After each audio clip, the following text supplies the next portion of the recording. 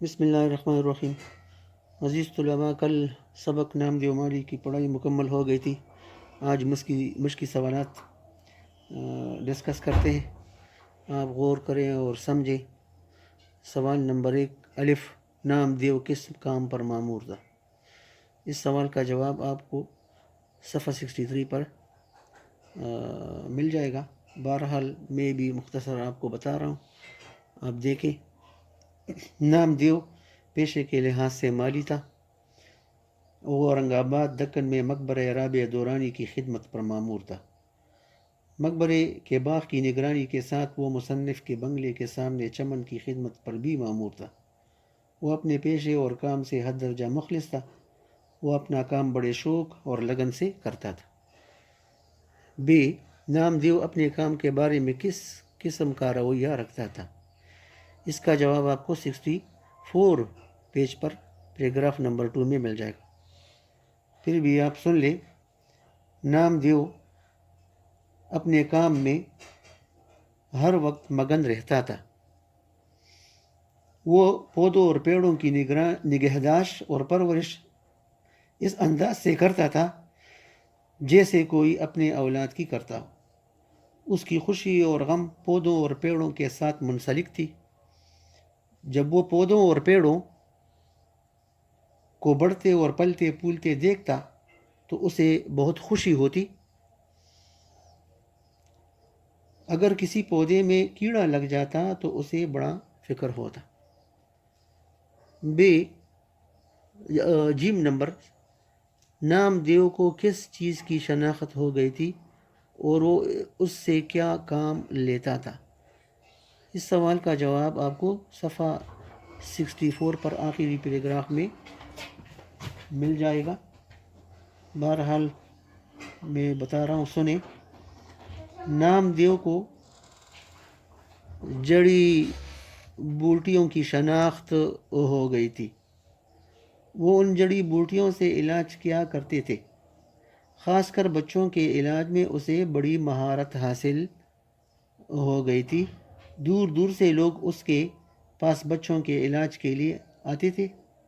وہ بڑی شفقت سے علاج کرتا۔ کبھی کبھی دوسرے گاؤں والے بھی علاج کے لیے اسے بلا لے جاتے، لیکن کبھی بھی کسی سے کچھ نہ لیا اور مفت علاج کرتا۔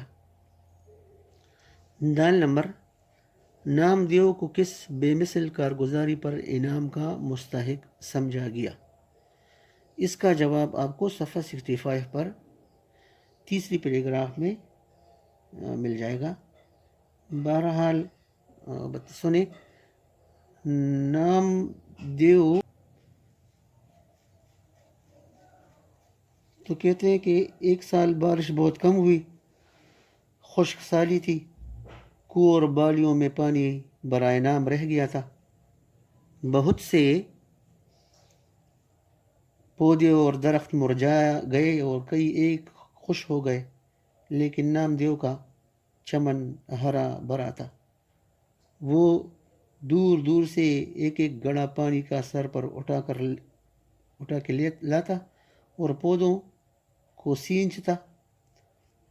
اس بے مثل کارگزاری پر مصنف نے اسے انعام دینا چاہا، لیکن نام دیو اپنے کام سے مخلص تھا اور اپنے کام کو اپنا فرض سمجھتا تھا، اس لیے انعام لینے سے انکار کر دیا۔ نمبر، نام دیو کے کردار میں کون سی خوبیاں موجود تھیں؟ یہ آپ پوری سبق سے نام دیو کی خوبیاں تلاش کر کے یہاں لکھیں گے۔ بہرحال میں بتا رہا ہوں، نام دیو کے کردار میں کئی ایک خوبیاں موجود تھیں۔ مثلا وہ ہر وقت اپنے کام میں مگن رہتا تھا۔ وہ اپنا کام بڑے شوق و ذوق سے کرتا تھا۔ وہ اپنے کام سے حد درجہ مخلص تھا۔ وہ پودوں اور پیڑوں کو اپنی اولاد سمجھتا تھا۔ وہ خود غرضی اور لالچ سے پاک تھا۔ وہ بہت سادہ، مسکین اور عاجز طبیعت کا مالک تھا۔ اس کے چہرے پر ہر وقت بشاشت اور لبوں پر مسکراہٹ کھیلتی رہتی تھی۔ اگرچہ وہ غریب تھا اور قلیل تنخواہ پاتا تھا، لیکن اس کے باوجود اپنے غریب بھائیوں کی مالی مدد کیا کرتا تھا۔ گرمی ہو کہ سردی، دن ہو کہ رات، اسے اپنے کام کی دھن تھی۔ بس آپ اس کو یہاں سے لکھیں۔ اس کے بعد سوال نمبر ہے، مولوی عبدالحق کے نزدیک دنیا میں نیکی اور بڑائی کا معیار کیا ہے؟ تو اس کا جواب آپ کو یہاں 67 صفحے پر مل جائے گا، پھر بھی آپ دیکھ لیں سبق۔ اچھا، مولوی عبدالحق کے نزدیک دنیا میں نیکی اور بڑائی کا معیار یہ ہے کہ اللہ تعالیٰ نے انسان کو جو صلاحیتیں عطا کی ہیں اسے بروئے کار لائے اور کمال ہنرمندی تک پہنچا کر مخلوق خدا کو اس سے فیض پہنچائے۔ مخلوق خدا کے کاموں میں حصہ لینا نیکی اور بڑائی کا معیار ہے۔ اس کے بعد جو سوال ہے وہ میں آپ کو کل بتا چکا ہوں۔ اب یہ دیکھیں، درج ذیل الفاظ میں سے مذکر اور مؤنث چن کر الگ کریں۔ تو یہ الفاظ ہم اسے بھی بتا سکتے ہیں، لیکن اگر جملے بنا کر معلوم کر لیں تو یہ اس سے ہم سمجھ جائیں گے۔ تو یہاں سے آپ دیکھیں، یہ درج ذیل الفاظ میں سے مذکر اور مؤنث چن کر الگ کر لیں۔ مقبرہ، نمبر 1 لفظ جو ہے مقبرہ۔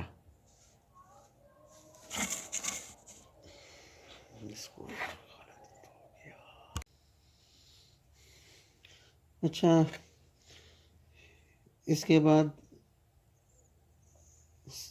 سوال نمبر ہے،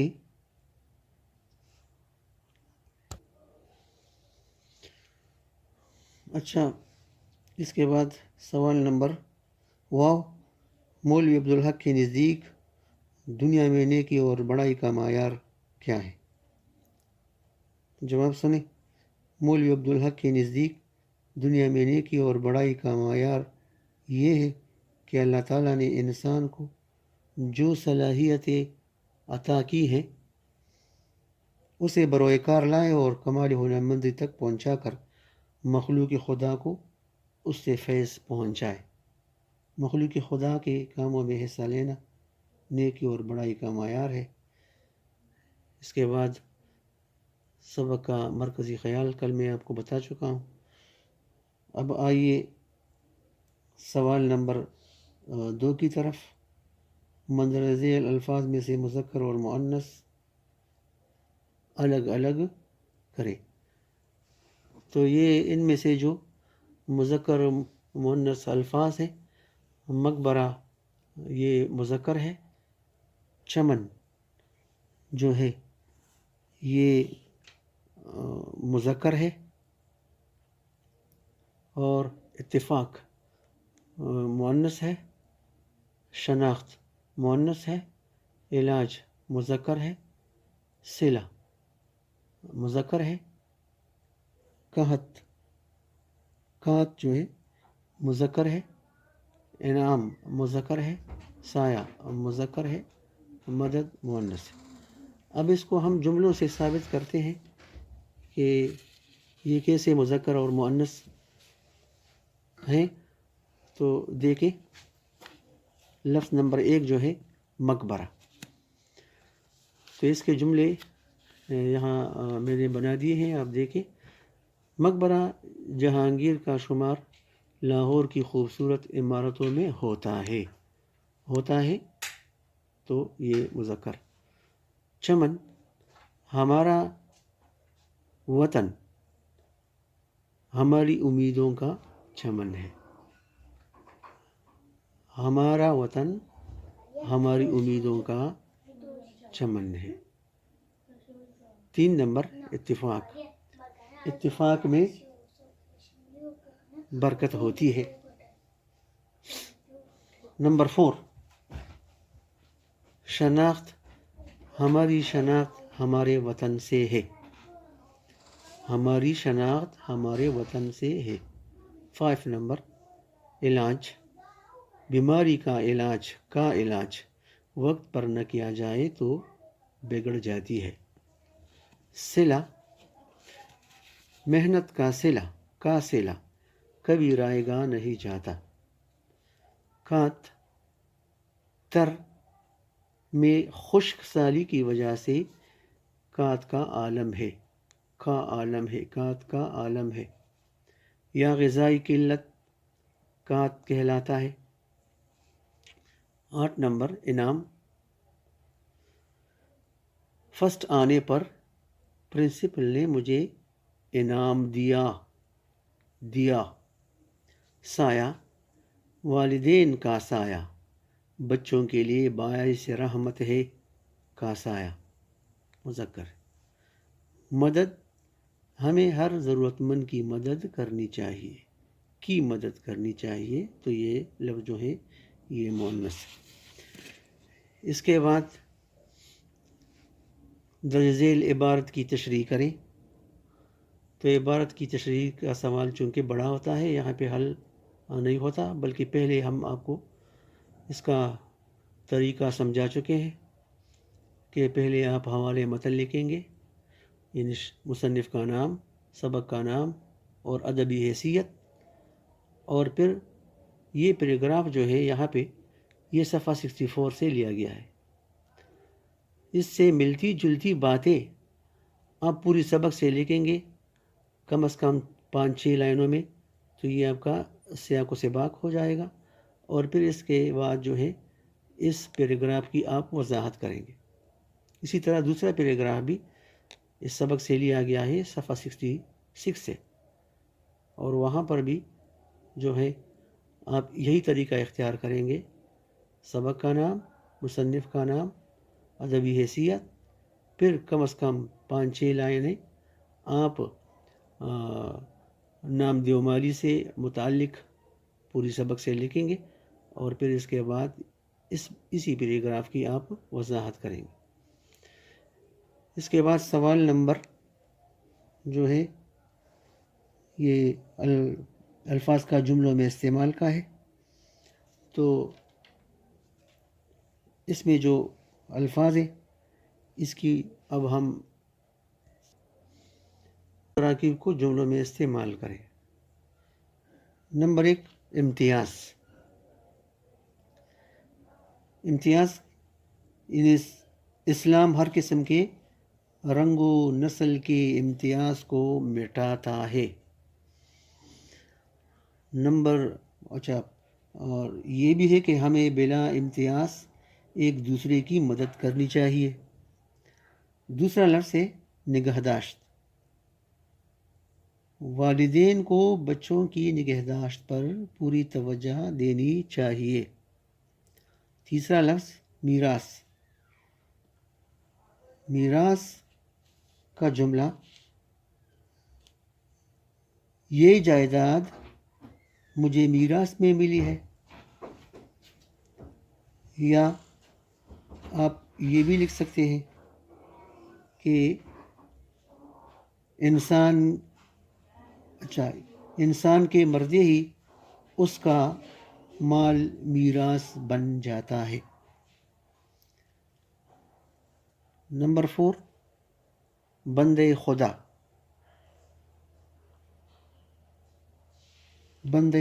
خدا، آج ایک بندے خدا نے میری بہت مدد کی،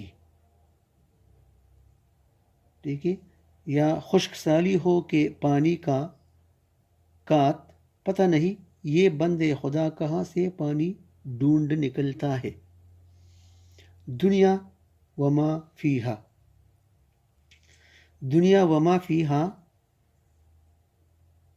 یہ بھی ہے کہ یہ جملہ یہ ہے کہ 2 رکعت نفل دنیا وما فیہا سے کئی گنا بہتر ہے۔ یا نام دیو دنیا وما فیہا سے بے خبر، ہر وقت اپنے کام میں مگن رہتا تھا۔ آب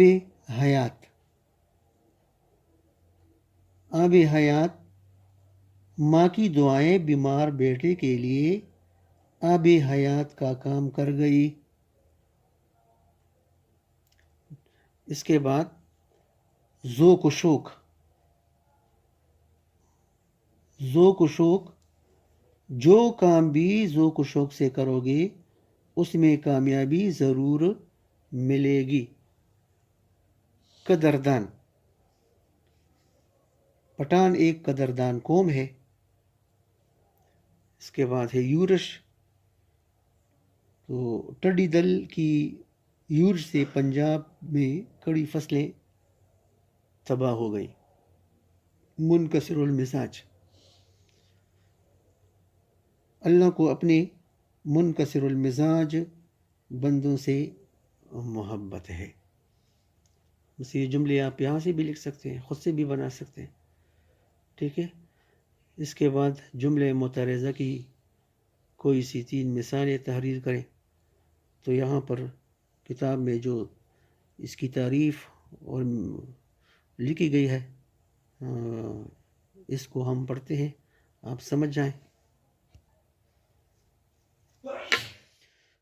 ایسا جملہ ہے جو اصل جملے کی وضاحت کے لیے آئے اور اصل جملے کے خیال کو واضح کرنے میں مدد میں دے۔ جملے معترضہ قوسین میں لکھا جاتا ہے، یعنی بریکٹ میں لکھا جاتا ہے، جیسے شاہد افریدی، بریکٹ میں لکھا ہے کرکٹ کے مشہور کھلاڑی آج ہمارے اسکول تشریف لائے تھے۔ تو یہ اس کی مثال ہے۔ شاہد افریدی اس نام سے کوئی اور بھی ہو سکتا ہے، لیکن بریکٹ میں لکھا ہے کرکٹ کے مشہور کھلاڑی، تو اس سے اس جملے کی وضاحت ہو جاتی ہے کہ شاہد افریدی وہ جو مشہور کھلاڑی ہے اس کے بارے میں یہ بات ہو رہی ہے۔ اس کے بعد امجد خدا بخشے بڑے باکمال انسان تھے۔ تو خدا بخشے، اس سے یہی ظاہر ہوتا ہے کہ امجد فوت ہو چکے ہیں، تو اس سے اس امجد کی پہچان ہوتی ہے کہ اس امجد کی بات ہو رہی ہے جو فوت ہو چکے۔ جیم ناصر آپ کا ہم جماعت آج بازار میں مجھے ملا۔ تو ناصر کی پہچان اور وضاحت یہاں آپ کا ہم جماعت سے ہے، ورنہ ناصر کے نام سے اور بھی ہوں گے۔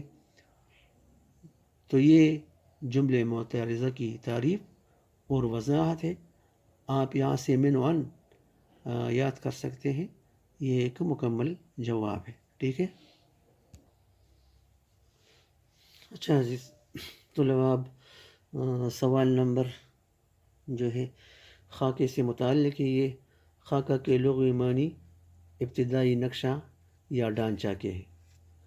ادب کی اصطلاح میں خاکہ سے مراد ایسا مضمون یا تحریر ہے جو کسی شخصیت کا بھرپور تأثر پیش کرے، جس میں شخصیت کے خد و خال یعنی شکل و صورت کے ساتھ ساتھ اس کی سیرت و کردار کی بھی عکاسی کی جائے۔ خاکہ نگاری نہ تو شخصیت نگاری ہے اور نہ ہی سوانح نگاری، بلکہ خاکہ نگار کا مقصد کسی شخصیت کے مزاج، افتاد طبیعت اور افکار و کردار، سوچ اور کردار کی مدد سے اس کی انفرادیت یعنی ذاتی خصوصیت کو اجاگر کرنا، ظاہر کرنا ہوتا ہے، جس سے شخصیت کے مثبت و منفی، خلوت و جلوت یعنی تنہائی میں جو اس کی زندگی گزرتی ہے، اور جلوت اور مجمع اور بھیڑ میں جو اس کی جو کیفیت ہوتی ہے، حالت ہوتی ہے، دونوں پہلوؤں کے سامنے آ جائیں۔ اردو میں فرحت اللہ بیگ کے مضمون نذیر احمد کی کہانی سے باقاعدہ خاکہ نگاری کا آغاز ہوا۔ تو خاکے میں کسی شخص کی زندگی کے بعض پہلوؤں کو اس انداز میں پیش کیا جاتا ہے کہ اس کی زندگی کے حالات سامنے آ جاتے ہیں۔ خاکہ نگاری میں انداز بیاں کا خاص خیال رکھا جاتا ہے اور کسی قدر مزاح بھی شامل کیا جاتا ہے۔ تو بس عزیز طلباء، آپ خاکہ نگاری، خاکہ سے متعلق اس سوال کو یہاں سمجھ جائیں اور یہاں سے یاد بھی کر لیں۔ انشاءاللہ کل آپ نے آنا ہے اسکول۔ جو کام اب تک ہو چکا ہے، پڑھائی ہو چکی ہے ان ویڈیوز کے ذریعے، تو ان کو آپ کاپیوں میں ساتھ لے کر آئیں گے تاکہ ہم یہاں پر چیک کر لیں۔ آپ کو معلوم ہے کہ اس کے 50 نمبر ہوں گے ہوم ورک کے، تو آپ ضرور ساتھ صاف خوش خط لے کر لے آئیں۔ انشاءاللہ کل ملاقات ہوگی۔ اللہ حافظ۔